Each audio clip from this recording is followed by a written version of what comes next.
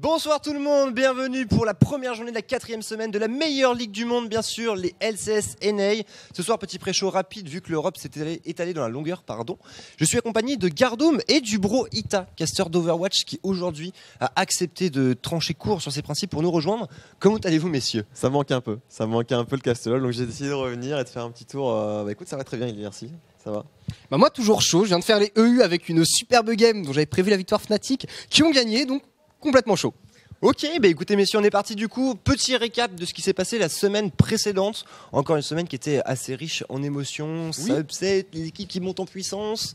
On a la 7 normalement, Bourrock, n'hésite pas à la balancer. Alors on a commencé assez fort avec un TSM contre Clutch. TSM qui est, bon, comme d'habitude, comme chaque split, l'une des structures sur lesquelles il y a le plus gros espoir. Encore un mercato particulièrement énervé avec l'arrivée de Zmen et de Viti notamment.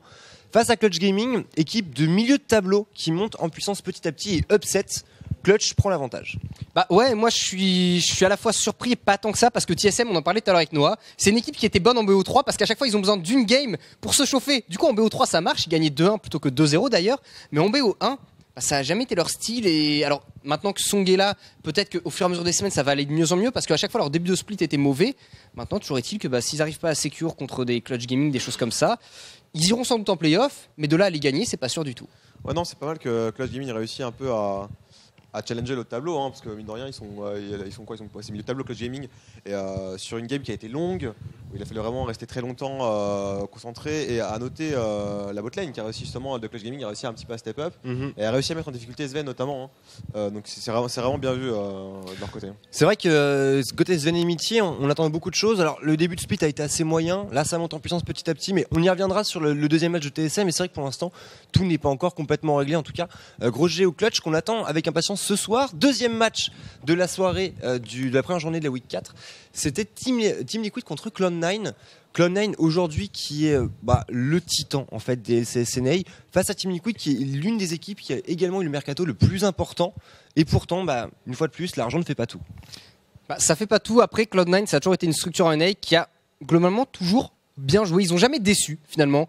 Cloud9 c'est pas forcément les champions d'NA, mais c'est jamais une team qui est décevante parce que c'est toujours le haut de tableau, c'est toujours très rigoureux et t'as jamais de déception comme les TSM. C'est la seule équipe qui est sortie des poules au niveau des Worlds, messieurs.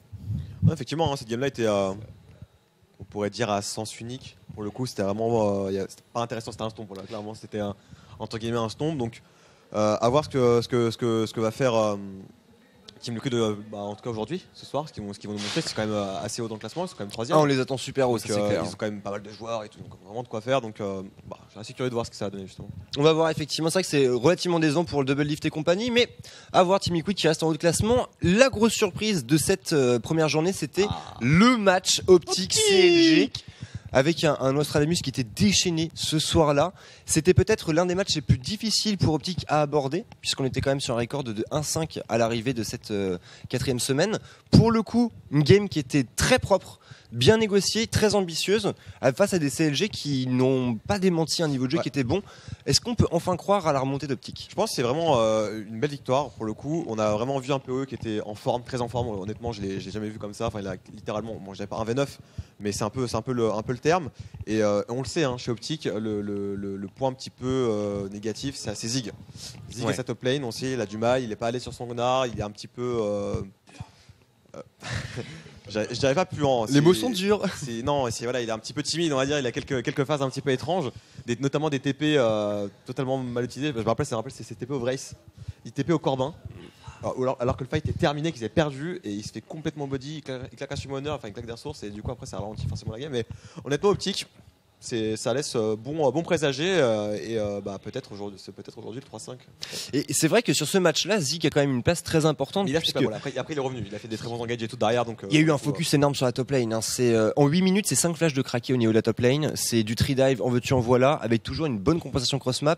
Zig qui a été le punching ball, c'était le Darius V2 en fait de ces Optiques. Alors Est-ce que c'était un coup de grâce à un instant T ou est-ce qu'on peut voir un petit peu de pérennité? On va voir en tout cas ce soir, mais c'est vrai que pour Optic, on a commencé à trouver une recette qui commençait à, pour le coup, bien fonctionner. À voir si ça confirme. On va pouvoir masser au match d'après du coup mon bon rock, le petit 100 Thieves contre FlyQuest, encore une upset. FlyQuest, petit poussé de cette Ligue NA qui sort de très bonnes choses, avec un Honda notamment qui commence à trouver ses marques, et une duolane qui marche très bien, avec un High qui lui aussi est enfin retrouvé son niveau d'antan. Bref, ça fait plaisir. Par contre pour les Thieves, attention le milieu de tableau, c'est une équipe sur laquelle on a de grosses attentes aussi, pour Afromo et compagnie. Est-ce que erreur de parcours pour vous messieurs ou gros step-up de FlyQuest? Je dirais erreur de parcours. Les FlyQuest ont comme Wild Turtle qui parfois fait des miracles et nous l'a montré ici. Mais du côté des Thieves, c'est juste une erreur à mon avis. Voilà, il ne devrait pas être plus inquiété que ça s'il rencontre les FlyQuest au match retour. Ça devrait plutôt bien se passer. Ça arrive toujours, il y a toujours les équipes comme ça qui, lorsqu'elles font généralement des bons scores qu'on attend, il y a une petite chute. Je suis pas plus inquiet que ça, ceci dit, pour le reste du split. Moi, je dirais c'est un peu les deux. Je pense que FlyQuest a bien joué. Et 100 Thieves a un petit peu peut-être sous-estimé son adversaire. On avait quand même un Wild Turtle, comme tu as dit, qui a été phénoménal. 42% de dégâts, il me semble. Si j'ai pas Oui, bêtise. 42% des dégâts de la game, c'est juste énorme. Sur cette semaine, Wild Turtle, il fait 38% des dégâts en moyenne de son équipe. C'est fou, c'est beaucoup trop. Donc je pense que voilà, c'est un peu les deux côtés qui ont un petit peu. D'un côté, 100 Thieves qui est un petit peu int, et de l'autre côté, justement, FlyQuest qui a réussi à trouver un petit peu la source du problème et à bien appuyer dessus. Ça a vraiment bien été négocié. Donc, on va voir en tout cas si ça peut continuer de performer. FlyQuest qui reste l'une des équipes les plus dures à pronostiquer dans la NA, ne serait-ce que voyons le split de l'année dernière, leur arrivée en LCS où ça monte top 1 pendant 4 semaines, ça redescend. Enfin, c'est un peu à l'image de leur shot caller de leur capitaine. Hype pour moi c'est tout feu ou tout flamme ou tout froid. Ça dépend des jours. En tout cas c'était chaud sur cette première journée de la 4e semaine. Dernier match EcoFox contre Golden Guardians. Bon, EcoFox qui fait, c'est vraiment l'équipe en forme avec peut-être le joueur le plus en forme de la ligue actuellement, Uni, face à alors Golden Guardians. Un point important à savoir, c'est que l'équipe était archi flairante au début du split et depuis que le Kodoko est parti, il y a du mieux. Comme me dit Noah, ils sont toujours archi flairants, mais peut-être un petit peu moins, messieurs. Le problème du début du split aussi, c'était les drafts, notamment Lokodoko qui a fait des drafts en début de split qui étaient pas ouf du tout. Et le fait qu'il soit parti, ça permet peut-être aux joueurs du coup de se libérer un peu plus. Et forcément, déjà quand tu as des bonnes drafts, on sait que c'est une part très importante maintenant du jeu. Tu peux pas te baser uniquement sur l'outplay mécanique, quoi que ce soit, ça ne fonctionne plus. Forcément, si t'as pas cet aspect stratégique, cet aspect partie d'échec pré-game, si elle est perdue déjà, tu as peu de chances de gagner. Ouais, je pense que l'aspect un peu nouveauté. Quand ton coaching staff change, tu t'attends à quelque chose de mieux et généralement les joueurs veulent justement qu'il y ait des bonnes ressources et forcément ça motive, donc à voir ce que ça va donner. Bon, après ils sont quand même ils sont avant-dernier, ils sont juste le record ils sont est devant dur, Optic et Golden Guardians, mais ça on verra à la fin du split, mais bon, ça me paraît en tout cas compliqué pour le PF, je pense. On verra. C'est un bottom 7 pour l'instant, mais c'est vrai qu'il y a eu des bonnes choses. Alors justement, on pourra parler de la deuxième journée, de la 4e semaine avec les Goldcoin. Comme vous pouvez le voir en deuxième match, qui avait réussi à faire tomber des Thieves. On va y revenir juste un petit peu après. Cloud9 contre FlyQuest, un duel fratricide, décidément, excusez-moi, puisqu'on sait que FlyQuest était à la base d'équipe 2 de Cloud9 l'année dernière. Ça a split et c'était une game qui a été particulièrement mouvementée, messieurs. Game mouvementé, mais sans surprise, je dirais la victoire des Cloud9 qui, de toute façon, l'année dernière, gagnait quasiment à chaque fois face au FlyQuest. Et voilà, FlyQuest est un petit peu les petits frères et sœurs des Cloud9, généralement les petits frères et sœurs, ils se font massacrer par les plus grands. Encore une fois, la tortue sauvage. La tortue sauvage. Mais comme quoi, ce joueur, franchement, des fois, il peut être vraiment très très bon. Et je trouve que son passage chez TSM l'année dernière a été un petit peu. Il y a 2 ans, pardon. A été un petit peu effacé. On l'a toujours considéré comme un joueur moins bon, alors que finalement, il n'est pas si mauvais que ça. C'est vrai que quand tu vois Codison, quand tu vois Double List, quand tu vois ces joueurs-là. Le problème de Wild Turtle, c'est qu'il est capable de faire de très très bonnes choses. Mais alors, quand il fail. C'est le genre de gars qui claque à reverse ulti. C'est quand il tilt, il est vraiment archi mauvais. Et ça, c'est propre à plein de joueurs. Quand tu tilt. Qui wicked. Mais il a pas besoin de tilt, lui. C'est ça la différence, c'est que juste il pique son bard et c'est bon. Voilà. Mais voilà, enfin. C'était une game assez mouvementée. Il y a eu des beaux comebacks de la part de C9 aussi, un beau comeback de la part de C9. Donc, encore une fois, je trouve que de manière générale, toutes les équipes NA sont assez. Enfin, je pense que elles peuvent vraiment gagner l'une sur l'autre en fait. Même si c'est très chaotique. C'est assez compliqué pour Golden Guardians, mais je pense clairement qu'un Close Gaming peut aller récupérer une game à EcoFox ou à C9. À C9, à Team Liquid. Largement, C'est- largement. c'est assez ouvert. Hein. C'est assez- c'est assez cool. On va venir juste après d'ailleurs en parlant du classement. On va finir très rapidement cette journée, mais c'est vrai qu'actuellement on a un ventre mou qui est très resserré. Le niveau tient dans un mouchoir de poche en dehors des gros titans dont tu as pu parler tout à l'heure. Cloud9, Team Liquid, TSM. Alors d'ailleurs, justement, TSM face à CLG, le derby nord-américain, le grand classico. TSM qui nous sort une game, messieurs, tout à fait convaincante. Ouais, mais ça fait des années que TSM gagne ce derby finalement. On se souvient d'ailleurs à la saison précédente, il y avait d'ailleurs eu un pari entre Reginald et Hotshot GG que celui qui perdait, la team qui perdait, l'autre devait porter un tatouage de la team adverse pendant toute une journée. Hotshot GG a eu le tatouage sur le front, bien sûr. Les TSM avaient gagné. C'est un peu le choc des deux anciens, quoi. Parce que TSM et CLG, c'est les premiers acteurs de la scène. Mais honnêtement, c'était un peu bizarre parce qu'on voyait vraiment, c'était la rame, quoi. C'était presque une rame pour moi. C'était quasiment que des push mid, beaucoup de pression sur les mid lane. On joue pas forcément les side lane d'ailleurs en NA, j'ai l'impression. On néglige un peu les side lane, c'est mal géré, pas comme on a Alors, vu. tactiquement, c'est vrai qu'on n'est pas sur quelque chose C'est vrai que c'est de assez super bourrin, c'est assez léché. bourrin, Hein. c'est assez Oui, agressif. oui, c'est très bourrin. C'est Oui. ça qui est assez. Alors que c'est la même c'est le même patch, etc. Et on voit quand même qu'il y a des styles de jeu qui se définissent. Mais on favorise le fight en Mais NA. side lane, c'est quand même.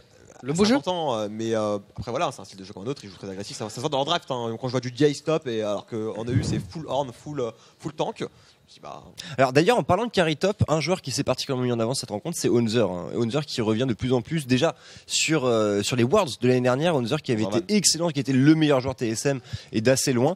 Enfin, avec Bjergsen, ça se défend, mais Honzer qui monte vraiment puissant. C'est un 38% des dégâts de son équipe, je crois, sur GP. Et c'est un modèle de stabilité actuellement. Il faudra garder un œil sur lui. Bon, après, c'est vrai que côté CLG, on n'avait pas forcément les armes. Bref, pour TSM, on confirme un bon état de forme. On va pouvoir enchaîner sur les derniers matchs de cette folle journée. Mon bon rock. On va aller très rapidement. Team Liquid, EcoFox.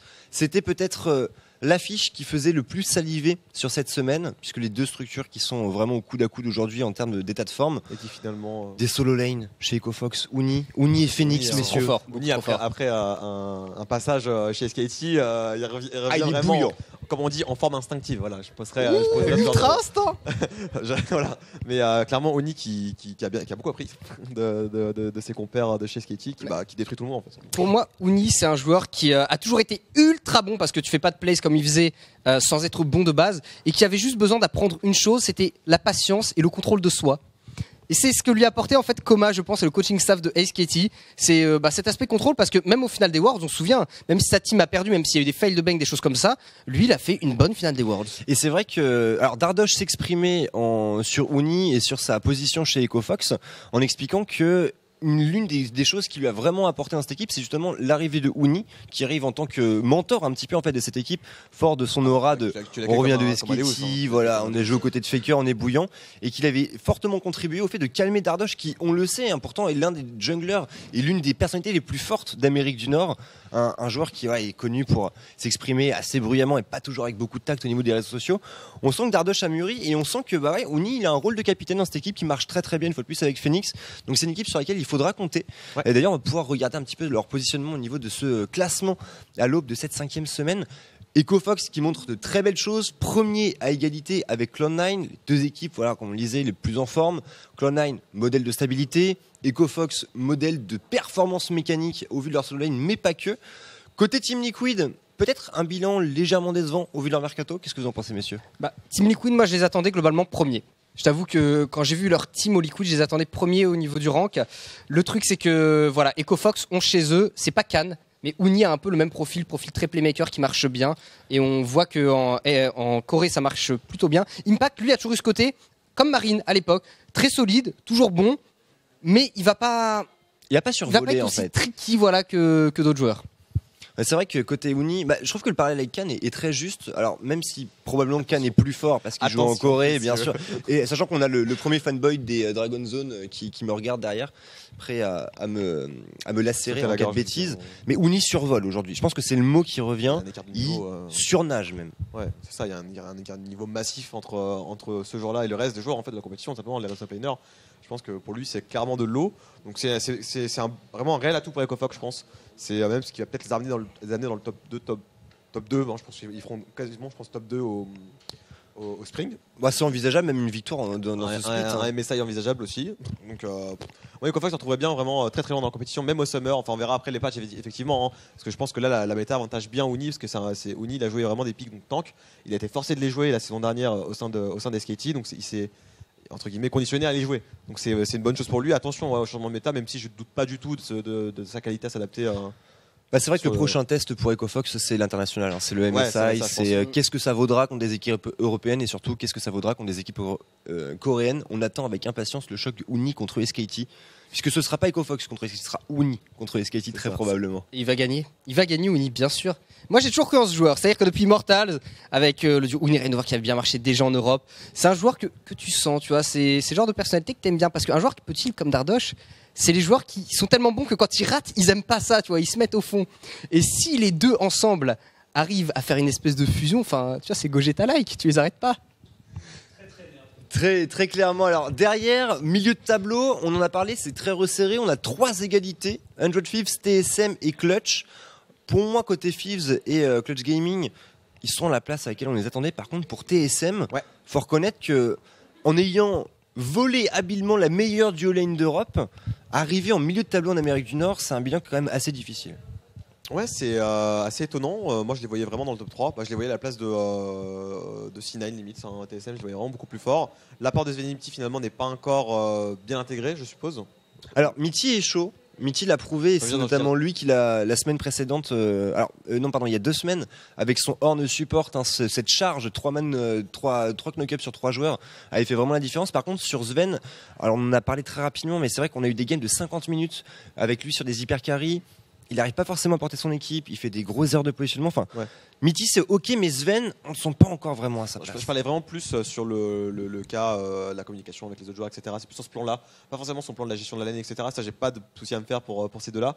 Mais des fois, quand tu vas prendre le cas de Sven, c'est l'une des rares fois où on l'a vu jouer aussi mal, je pense, dans toute sa carrière. Donc, je pense que ça va être une question de temps. Après, oui, je pense que TSM va, s'il arrive à surmonter ces erreurs-là, va pouvoir remonter facilement dans le classement là sur les prochaines semaines. Je m'en fais pas pour eux, mais attention TSM. Après c'est un choix mercato en fait du côté TSM qui est assez intéressant parce qu'avant l'année dernière on avait une duo lane qui demandait, ou Double Leaf demandait des ressources, fallait jouer un peu autour de lui, fallait aussi jouer un peu autour de Bjergsen pour que ça marche. Là où Svenimity sont plus indépendants et du coup ça permet à la team normalement en termes stratégiques je pense de jouer plus autour de Bjergsen qui, on l'a toujours su, est monstrueux, et Honzer qui, même avant les Worlds l'année dernière était génial, au Worlds il a été exceptionnel, il est toujours ultra bon, et du coup on peut jouer maintenant sur le top 7 de la map puisque normalement on a une duo lane qui est tranquille. Pour TSM, pour moi, voilà, c'était juste le temps de se mettre en place sur quelques semaines, que Svenimity comprenne leur rôle, que les autres joueurs aussi, et que Mike Young, lui, arrive à se mettre en place. Parce qu'il a été ultra bon l'année dernière sur des pics mécaniques et sur les tanks, il n'avait jamais performé. Oui, c'est vrai, le voleur du rookie du split. C'est pas sa méta. Lui, il est là avec sa Ellie, son Lee Sin, à faire des trucs super clutch, et forcément, quand il doit jouer des pics un petit peu plus. Je dirais macro, entre guillemets, voilà, je prends les termes entre guillemets, macro, c'est plus compliqué pour lui de faire la différence là-dessus. C'est vrai, on en attend beaucoup de Mike, rookie du split de la saison précédente, un joueur qui a fait beaucoup parler de lui, on l'a beaucoup vu sur l'analyse desk du côté du stream officiel, et c'est vrai que pour l'instant le bilan est relativement décevant pour un joueur qui était présenté comme un petit génie. Maintenant, vous l'avez dit messieurs, à raison, avec tous ces nouveaux imports, il faut laisser un petit peu de temps pour que ça puisse monter en puissance, que ça puisse se mettre en place. Il faudra pas trop tarder non plus, puisqu'on arrive quand même à la moitié du split au niveau de cette semaine. Pour TSM, il y a quand même un petit peu de retard, et surtout que les autres structures font quand même peur. Donc on va voir ce que ça va pouvoir donner. D'ailleurs, petit point sur le planning de cette semaine.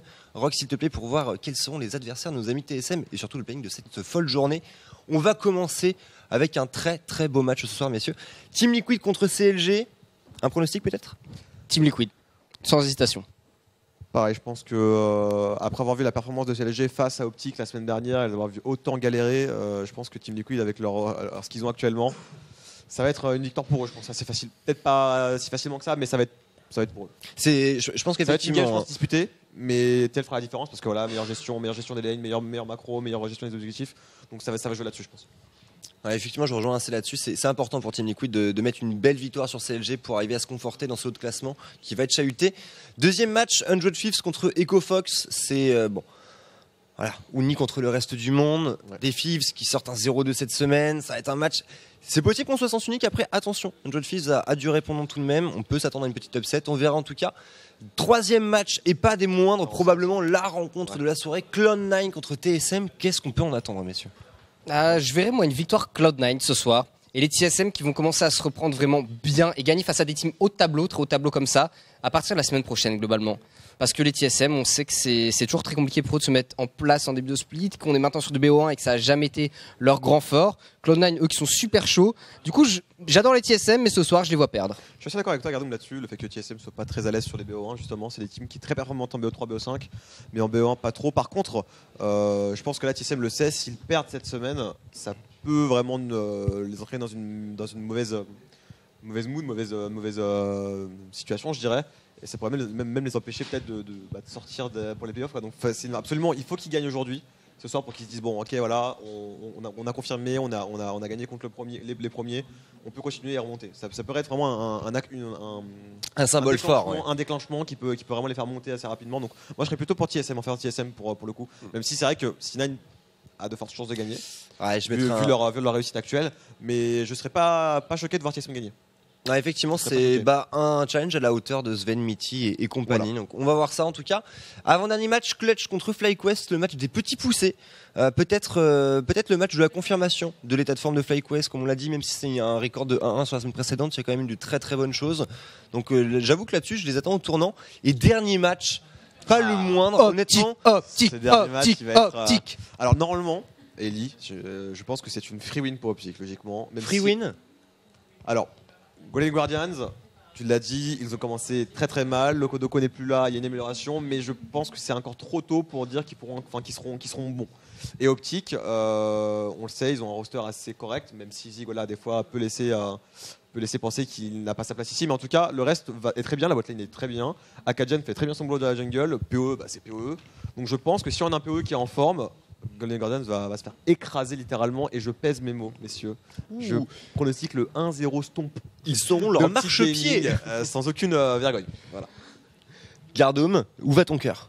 Optique, pour toujours. Pour la finale des Worlds, Optique. Optique, très bien. Eh bien, Optique, champion du monde 2018, c'est tout le mal qu'on leur souhaite. Ce pré-show est donc terminé. Messieurs, on va se laisser sur une petite page de publicité rapidement avant d'aller se mettre dans le bain. On vous rappelle, les matchs commencent à 23h pétantes. Soyez au rendez-vous. On revient dans quelques minutes sur Gaming. À tout de suite.